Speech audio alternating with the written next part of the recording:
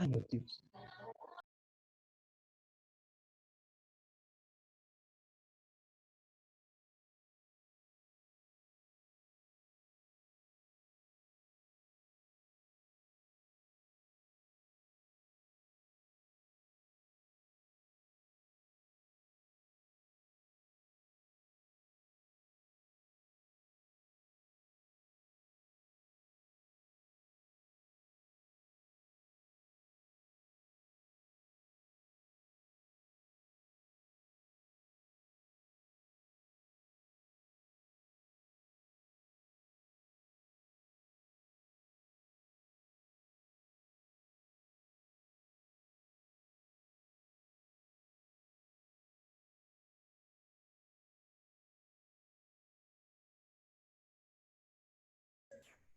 Oi, gente, bom dia de novo. Estou esperando aí o pessoal ir entrando, tá? Nós já vamos começar.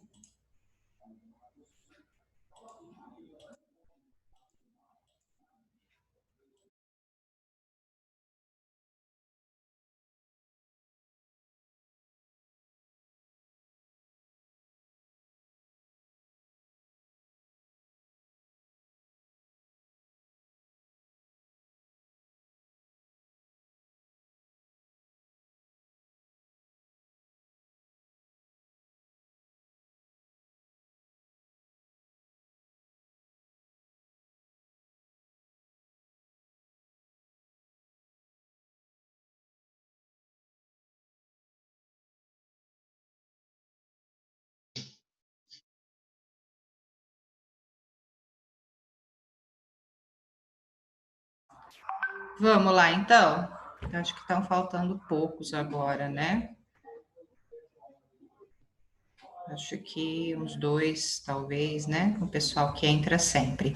Então, eu vou começando, eu vou compartilhar o slide que era o finalzinho de Mendel lá, né?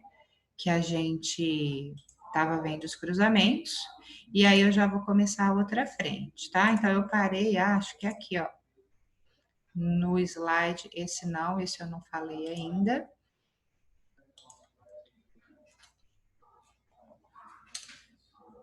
Tá dando para ver aí o slide? Sim. Sim. Sim. Essa aqui, eu acho que eu parei nesse aqui, né? Que eu falei. Foi. Então, a gente fez o cruzamento, não poderia considerar C, porque não tem mistura ainda, ou é branco ou é preto. Se tivesse surgimento de gato malhado, ele ia ter que falar no enunciado. Então, eu cruzei heterozigotos, porque o problema me avisou que era heterozigotos. Por isso que eu falo, gente, quando eu estou fazendo problema de genética, eu tenho que ver detalhes. Então, aqui, primeiro, eu vou ver que preto é dominante, branco é recessivo, isso é importante. Aí, então, eu já destaco, né? Bzão, Bzão preto, Bzão, Bzinho preto. E Bzinho, Bzinho branco. E o cruzamento foi entre heterozigotos, senão eu erro. Então, é Bzão, Bzinho com Bzão, Bzinho. Aí, fez o cruzamento, deu 75% preto, 25% branco, que seria aqui a D. Ok? E aqui, ó, aparece, gente, às vezes, eu até já deixei aí em destaque para quem estiver observando, pode aparecer exemplos assim, ó, ao invés de eu ter que dar porcentagem, números. Então, ó, é parecido ali, ó, só que é o coelho, aí fala que o gene dominante, ó, o pelo curto no coelho é dominante em relação ao longo. Então, o longo é o recessivo. Então, elinho é pelo longo. Elão ou elinho é pelo curto. Isso tem que ficar definido. E aí, ele vai cruzar heterozigoto de novo. Então, ele vai cruzar elinho com elinho. E eu vou ter um resultado semelhante a esse aqui. Tá vendo? Ó? Só que aí lá deu Bzão, Bzão, Bzão, Bzinho, Bzão, Bzinho, Bzinho, Bzinho. Aqui eu chamo de, ele chamou de A, nem tá certo, né? Na resposta, mas seria elinho, elinho. Então aqui é o pelo longo e esses 3 são pelos curtos, certo? Só que olha o detalhe, do cruzamento entre heterozigotos nasceram 480 coelhinhos, dos quais 360 tem pelo curto. Então, ó, pelo curto, azão, azão, azão, azinho, azão, azinho. Então, o curto é o dominante. Então, esses 3 seriam pelo curto. E ele está falando que é 360. Não são 3 genótipos? 360 divide por 3, quanto que dá? 360 dividido por 3. Quem que é bom em matemática aí? 120. 120. Então, significa que tem 120 azão, azão, 120 azão, azinho e 120 azão, azinho, tá? Dos 360 que são os que tem pelo curto. Aí ele quer saber desses 360, quantos são heterozigotos. Então, não são azão, azinho 2 vezes? Então, 120 com 120, 240. Tá? Ah, mas então o total foi 480. Então, 480 você divide por 4. Então, cada genótipo desse vai ser, você vai achar um número. Então, se você fizer 480 e dividir por 4, vai dar 120 do mesmo jeito. Tá? Então, 120 com 120, 240. Então, se ele pedir números, você divide o total de nascimentos por 4 possibilidades. Aqui eu dividi por 3 porque ele deu exatamente o número de pelo curto, tá? Então, vai aparecer números assim, tudo bem? Que não deu tempo de eu comentar isso.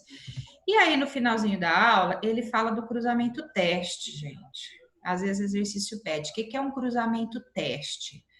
É um cruzamento que você vai descobrir se o indivíduo ele é dominante heterozigoto ou dominante homozigoto.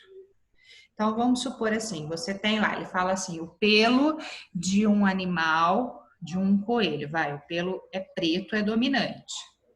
E eu quero saber se ele é dominante homozigoto ou heterozigoto, ó. Se ele é tipo vezão, vezão ou vezão, vezinho.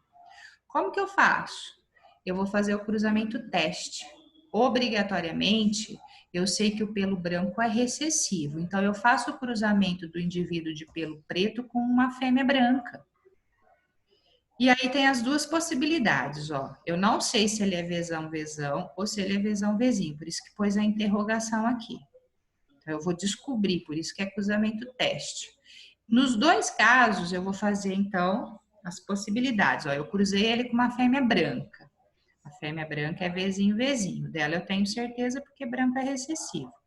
Se eu cruzei o macho preto com a fêmea branca e nasceu, ó, aqui ele pôs tipo da ervilha, né? Mas nasceu preto e branco, significa que ele é vezão, vezinho. Agora, se eu cruzar ele com a fêmea que é vezinho, vezinho e só nascer preto, é porque ele é vezão, vezão. Entendeu? Então, ele faz o cruzamento e mostra as duas possibilidades. Eu cruzando um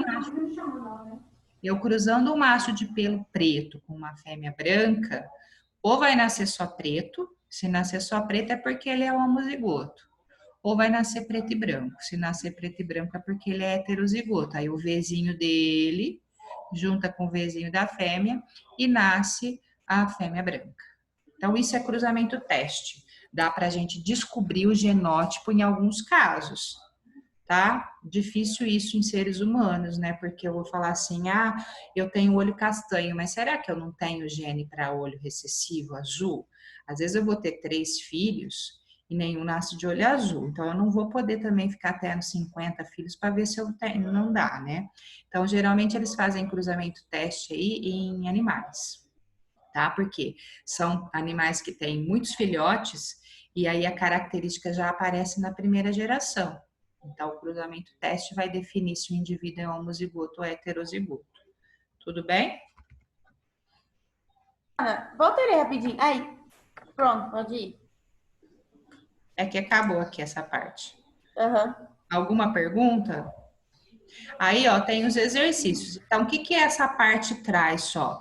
os primeiros cruzamentos simples de Mendel e os conceitos, o homozigoto, heterozigoto, né, genótipo, fenótipo, dominante, recessivo e um pouquinho aí do cruzamento teste, que é o que sai um pouquinho dos primeiros conceitos, certo? Então, tenta fazer os exercícios.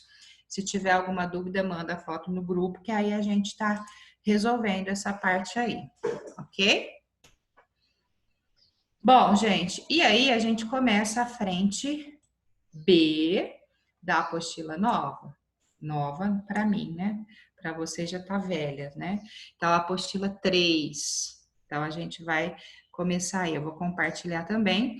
E aí, volta na ecologia. O que que vai estudar aí nessa parte? A gente vai estudar os problemas ambientais. Lembra que na 1 a gente viu teias e cadeias alimentares, bem fácil, né? Na 2, os ciclos biogeoquímicos e agora os problemas ambientais. É uma parte, gente, que cai muito também, mais do que qualquer coisa, por quê? Porque está enfatizando os impactos aí no ambiente, no planeta Terra, né? Que muitas vezes está sendo causado por ações humanas, né? Estão vendo o slide aí? Sim. Tá. Então, veja, apostila 1, aulas 1 e 2, depois 3 e 4, aqui aulas 5 e 6. Não vai dar para eu dar tudo, são muitos problemas, muitos detalhes, mas a gente vai ver uma parte aí, tá? E eu vou tentar seguir a ordem da apostila. Quem tiver com ela aí em mãos, vai ver que tem uma ordem dos problemas, ok? Então, eu vou tentar seguir a ordem aí, para vocês se localizarem com mais facilidade. Então, primeiro, eles vão falar do gás carbônico. Então, o gás carbônico é aquele gás que na atmosfera ele é importante porque ele mantém o calor, né? O chamado efeito estufa. Ah, mas o gás carbônico também é importante na fotossíntese. Sim, é importante. Só que como a gente vai focar os problemas ambientais, a gente vai falar, destacar o efeito estufa, tá? Então, é o gás que mantém o calor da Terra. Tá? Então, naturalmente, o Sol aquece o planeta. Aí, se não tivesse essa atmosfera com gás carbônico, a radiação ia sair e à noite a Terra ia ficar com temperaturas abaixo de zero, igual acontece na Lua, né, em alguns planetas. Então, a atmosfera com gás carbônico retém o calor, igual o carro quando a gente deixa lá fora ao meio-dia, né? O calor passa pelo vidro e depois não sai, ele fica retido ali dentro. Então, é mais ou menos isso. O gás carbônico segura o calor da Terra, certo? Só que ele está ficando em excesso. Por quê? Principalmente, viu, gente? A gente vai detalhar tudo aqui, mas principalmente por conta da queima. Ana, Oi, como você voltar rapidinho? volto. Então, ele está ficando em excesso por conta da queima e sem. Oi? Pode ir para frente. Então, a queima de combustíveis fósseis. Por isso que eu pus aqui uma chaminé, né? Queima geral, né, gente? Tudo que queima gera gás carbônico. Até a hora que eu acendo um palito, né, uma churrasqueira, tudo gera gás carbônico. Só que como as indústrias, para produzir e gerar uma grande quantidade de energia, usam carvão mineral, os combustíveis fósseis, vamos dizer assim, são os que mais liberam gás carbônico. Então, pela conta da queima de combustíveis fósseis, das queimadas em geral, está liberando muito gás carbônico. Então, o excesso de gás carbônico. Então, se a função é segurar o calor, quanto mais gás carbônico, mais vai segurar o calor. Então, aí a gente vai ter o problema ambiental, que é o efeito estufa, o aumento do efeito estufa ou superaquecimento global. Então, muitos exercícios trazem um gráfico mostrando que ano após ano, né, que foram de 10 de décadas, né, ele vai mostrando que a quantidade, a temperatura vai aumentando de acordo com o aumento do gás carbônico. Quanto mais gás carbônico na atmosfera, mais a temperatura do planeta aumenta. Ah, mas é coisa de 1, 2, 3 graus, mas afeta. afeta o clima geral, as espécies, né? Muitas espécies já estão correndo riscos aí. Então, Ana, oi. o efeito estufa, ele é bom. O problema é o aumento dele. Isso. Tá, Então, o efeito estufa precisa ter para manter a temperatura. Só que aí, com o excesso do gás carbônico, tá ficando maior do que devia, tá? Então, como a gente tá? fala, e isso aí, Maria Clara, é muito comum acontecer, porque como isso está sendo muito falado, aí de primeira mão a gente já fala de efeito estufa, a gente já acha que é coisa ruim. Não, não é. Ele é Ruim. importante, só que está em excesso, por conta da liberação excessiva de gás carbônico. E a primeira causa, se você tiver que citar uma causa, pode colocar principalmente a queima de combustíveis fósseis, que é o que mais gera e produz gás carbônico, que vai sendo lançado aí na atmosfera todos os dias, né? Outra causa, ó, desmatamento. E aí eu já tenho que associar. Se a planta, as árvores fazem fotossíntese, elas usam gás carbônico. Aí eu vou lá e desmato. Aí não vai usar mais, porque não está tendo fotossíntese. Então sobra gás carbônico. Então é nesse sentido, quanto menos árvores, menos fotossíntese, menos sobra gás carbônico. Então, menos utilidade esse gás carbônico vai ter. Então, também é uma causa. Sobra gás carbônico, aumenta o efeito estufa. E Ana, volta lá rapidinho. as queimadas em geral, né, gente? Porque eu citei lá principalmente os combustíveis fósseis, mas a queima em geral também. Então, Pronto. quando a gente teve aqui na nossa região, né, tá proibido queimar a cana, né? Primeiro por causa da fuligem, das fagulhas que trazem problemas respiratórios. E segundo, por causa do gás carbônico também, né? Então, qualquer queima. Ah, mas foi acidental. Vai gerar gás carbônico, tá? Então, a queima em geral, gás carbônico. Por isso que muitas vezes incinerar, vamos incinerar o lixo. Não é propício também, porque vai causar aí aumento do efeito estufa. E aí, então veja, ó, é um problema. Qual é a causa? O excesso do gás carbônico trazido pela queima de combustíveis fósseis, desmatamentos e queimadas em geral. Então, é a causa do problema, né? Tem consequências? Claro, se é um problema, vai trazer consequências. Quais? Primeiro, alterações climáticas. Então, se o planeta está ficando mais quente, está alterando o clima, tá? Aumenta a temperatura global, e aí vai mudar todo o sistema de chuvas, né? Por isso que a gente está vendo aí lugares que tem tempestades, aí vai ter um choque de massa de ar, né? Ar quente com ar frio, aí vai ter tufões, furacões, né? As tempestades em geral que a gente anda vendo, né? As ondas de calor provocam isso, porque a temperatura tá maior do que devia, né? Então, Ana, oi. então a consequência seria tempestades? A consequência, você pode citar mudanças climáticas. A tempestade seria um exemplo da mudança climática, Tá. por causa do calor, né? Mudança brusca de temperatura, essas ondas de calor vão se encontrar com as massas de ar. Tempestades e mudança no ciclo das chuvas. O que a gente está vendo? Ó, tem lugar que não chove, tem lugar que chove muito. Então, não está em equilíbrio, porque está alterando o clima. Entendeu? Então, altera o clima, altera a temperatura, né?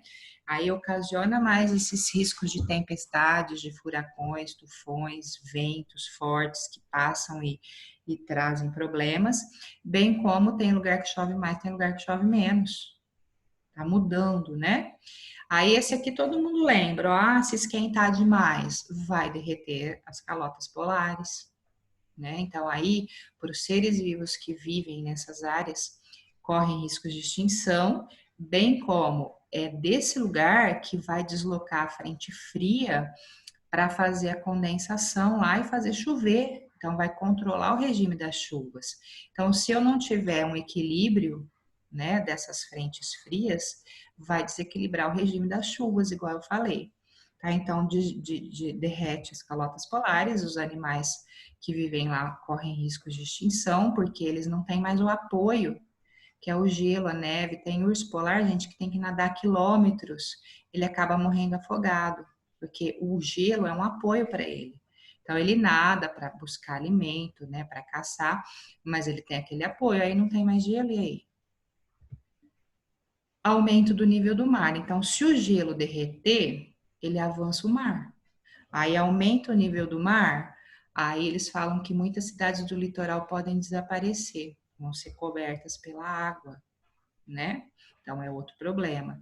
Então aumenta a temperatura, derrete o gelo, mata as espécies, muda o clima, porque aí você não vai ter esse encontro de massa de ar frio quente, aumenta o nível do mar ainda, porque a água do gelo que derreteu a água doce avança o mar, né? Que mais? Aumentou a temperatura, tem vegetação que não resiste, gente. Vai começar a morrer. E aí, se eu não tenho vegetação, daqui a pouco eu não tenho comida, né? O herbívoro depende da planta, a gente tem plantações aí para manter a fome, né? Então, algumas vegetações começam a morrer, né? E inseto adora um calorzinho, a gente sabe, né? A gente vive numa região assim, então vai aumentar a quantidade de insetos e de doenças, né? Porque vai estar mais quente. Muitas espécies vão morrer, eu já dei exemplo do urso, né? Mas tem outras espécies que também podem entrar em extinção por conta da mudança da temperatura. As plantas morrem, não tem alimento para essas espécies, né? Elas vão morrendo. E fome em geral, porque se eu não consigo plantar, ter uma quantidade ideal de vegetação, eu vou ter fome. Tá? Então, ó, a causa e a consequência. Por que eu pus esse monte de slide? Porque quando eu for fazer um exercício, alguma coisa eu vou lembrar. Né? Então, a consequência, a água do gelo derrete, as espécies morrem, aí muda a chuva, muda a temperatura, né? Tem solução isso? Tem, será, gente? O que pode ser feito?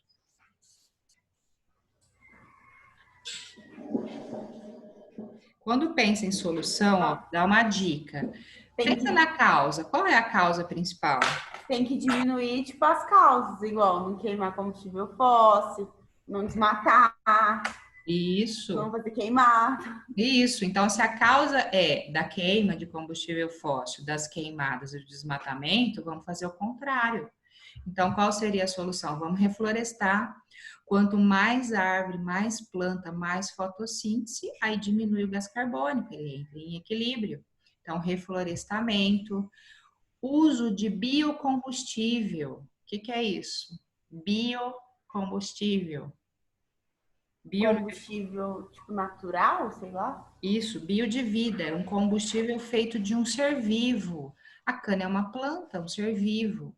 Então, o álcool é um biocombustível. Polui? Polui, mas menos. Tá? Ele tem aqui mostrando óleo de girassol, né? Então, tem um monte de métodos já em andamento, projetos, além da cana, para fazer biocombustível que polui menos. Tá? Então, ecologicamente correto a gente usar o álcool ao invés da gasolina, do diesel. É claro que muitas vezes a gente usa porque é mais barato, né? Mas é ecologicamente correto, porque polui menos, certo? Então, eu vou reflorestar para aumentar o consumo de gás carbônico, vai diminuir o gás carbônico, porque a planta faz fotossíntese. Vou dar preferência para o biocombustível, porque ele polui menos, e vou evitar queimadas. Se eu não queimo, tem menos gás carbônico, certo? Outra solução é usar fontes de energia limpa, porque se eu pensar lá a hidrelétrica, é uma fonte de energia limpa, mas quando falta água, eles acionam termoelétrica. Termoelétrica vai carvão mineral, aí polui.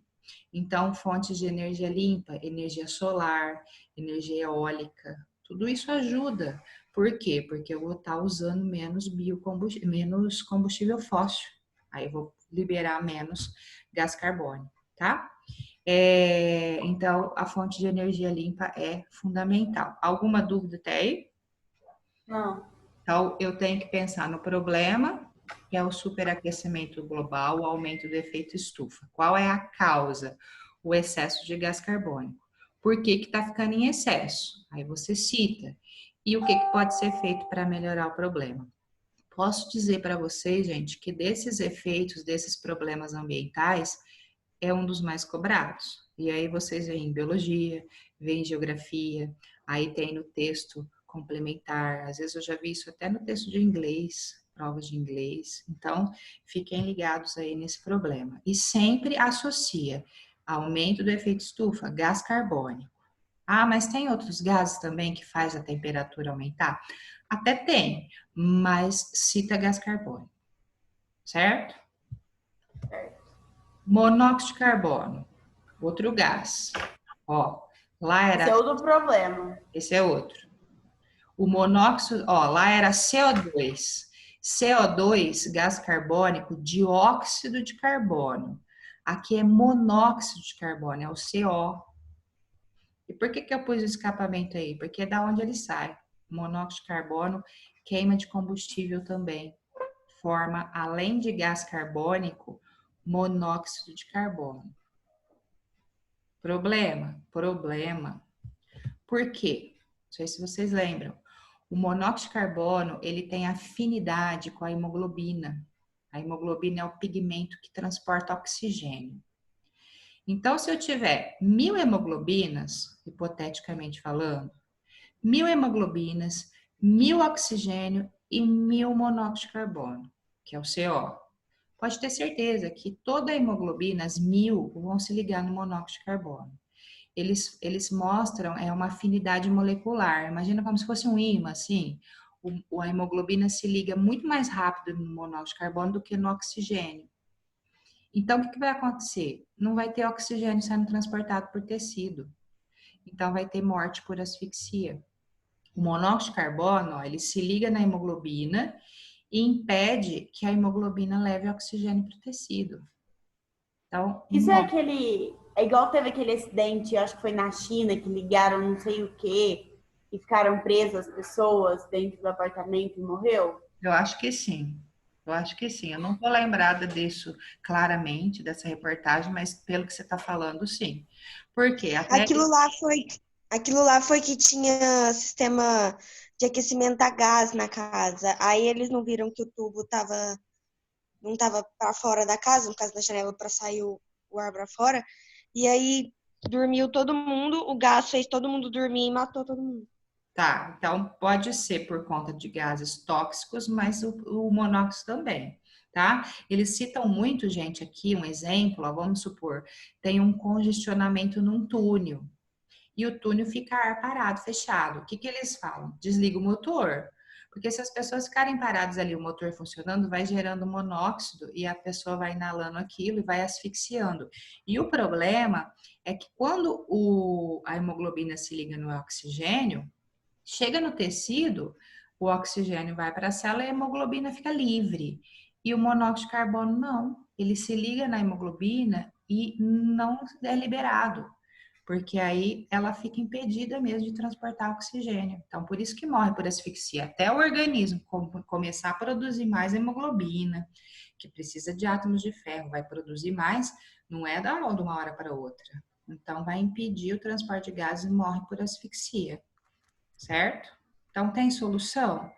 Diminuir os poluentes. Então, no caso aqui, ó, eu não sei se vocês sabem, já tem os catalisadores, né, que coloca aí nos escapamentos, que eles transformam os poluentes, eles mudam os poluentes, fazendo com que seja liberado substâncias menos tóxicas.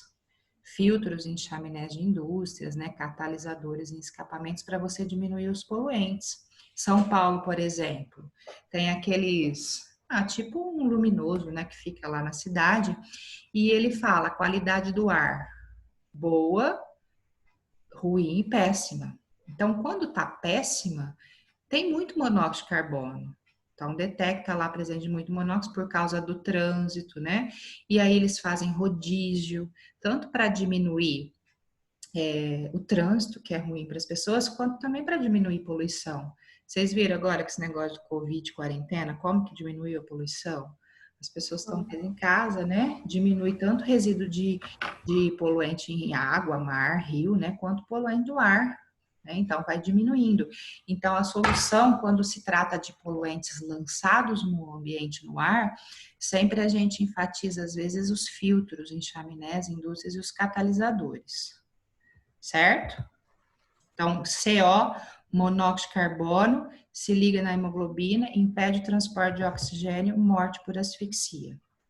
Tem 7 minutinhos aí, acho que dá para falar da chuva ácida, que é o outro problema. Então, primeiro problema, superaquecimento global, aumento do efeito estufa. Segundo problema, monóxido de carbono, emissão de gases tóxicos, né? Monóxido de carbono. E o terceiro aqui, é a chuva ácida. O nome já te dá a dica, né? A chuva fica ácida? Fica. Por quê? Indústrias, ó. Primeiro fator, industrialização. Mas o que faz a chuva ficar ácida?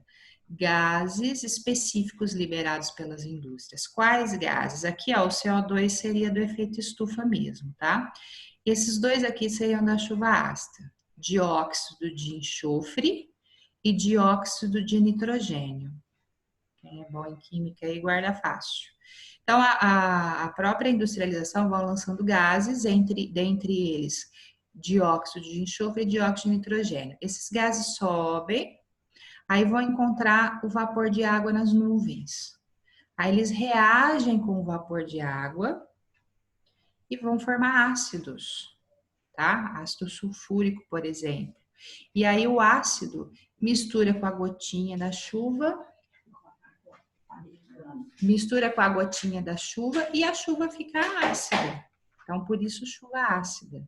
Então, as causas seriam as indústrias lançando gases poluentes, dióxido de enxofre e dióxido de nitrogênio. Aí, esses gases misturam com vapor de água e formam a chuva ácida. Certo? Certo. Aqui eu pus uma animação mostrando os gases, né? A liberação, cidade grande, gente, industrializada, né? A gente vê com frequência. Então, aqui, além do gás carbônico que está sendo liberado, você tem o dióxido de enxofre e o dióxido de nitrogênio também. Tem uma cidade famosa aí, que eu acho que vocês já ouviram falar, Cubatão, né? Que fica aí na descida da serra, parece, né? Do litoral sul de São Paulo. É um exemplo mais clássico que a gente tem de problemas com chuva ácida. Mas aí eles foram tomando medidas e hoje a área está quase completamente recuperada, tá? Então aqui de novo mostrando, ó, a indústria liberando o dióxido de enxofre e dióxido de nitrogênio, misturando com o vapor d'água, formando a chuva ácida. Qual vai ser o problema, né? Qual a consequência disso? Que essa chuva ácida, ela vai cair e vai destruir a plantação, vai destruir a mata, vai cair no lago, no rio, destruir o lago, tá? Então, vai diminuir a biodiversidade. Então, olha aqui uma mata, uma floresta, depois da chuva ácida. Ah, mas a chuva é ácida que corrói assim? Não.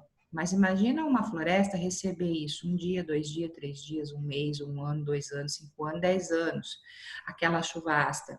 Então, ela altera o solo, altera a vegetação e mata a vegetação. Né? Então, se você reverter o processo, existe a chance da área recuperar, né? Em monumentos, gente, praças, casas, construções, vai literalmente destruindo, corroendo os monumentos e as construções por causa do ácido que é formado, tá? Qual a solução? Filtrar os poluentes, diminuir o poluente. Então, aqui, ó, tem alguns filtros caros, né? Mas que, olha, diminui até 90% a emissão de poluentes.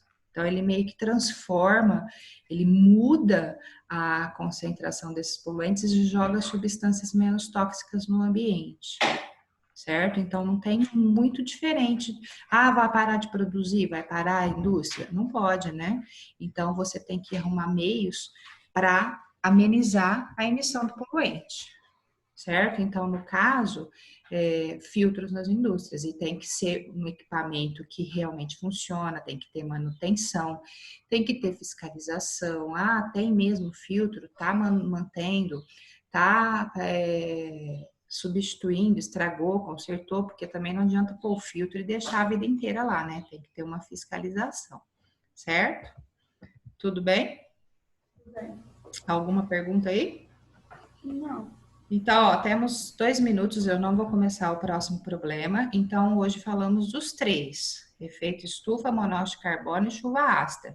Sempre tem o raciocínio. Qual é o problema, qual é a causa, a consequência disso para o planeta e a solução. Certo? Certo. Então, eu vou parar aqui.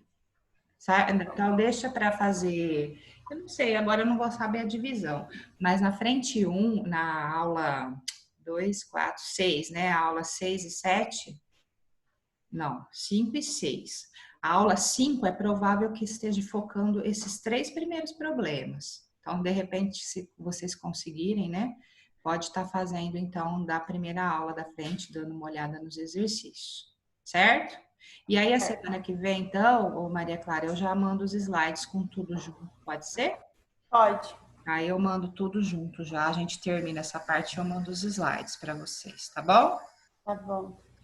Então, um bom final de semana, viu, gente? Eu não tenho certeza se sexta-feira vai ter aula, porque quinta é feriado, houve boatos que possa emendar aí. Ai, podia. Porque tá todo mundo, embora a gente teve aí a quarentena, todo mundo cansado, né? Mas eu acho que o Juninho vai estar avisando vocês. Se não tiver aula na sexta, então fica essa parte para outra aula, que acho que é dia 19, tá? Mas se não, a gente termina sexta que vem. Tá bom? Qualquer dúvida, manda no grupo aí, se tiver exercício com dúvidas de genética, tá bom? Tá bom. Então, tchau, gente. Tchau, Ana. Tchau, Ana. Tchau. Bom final de semana. Vocês também. Tchau. Tchau, mano. Vixe, mãe. Tchau, mano. Tchau.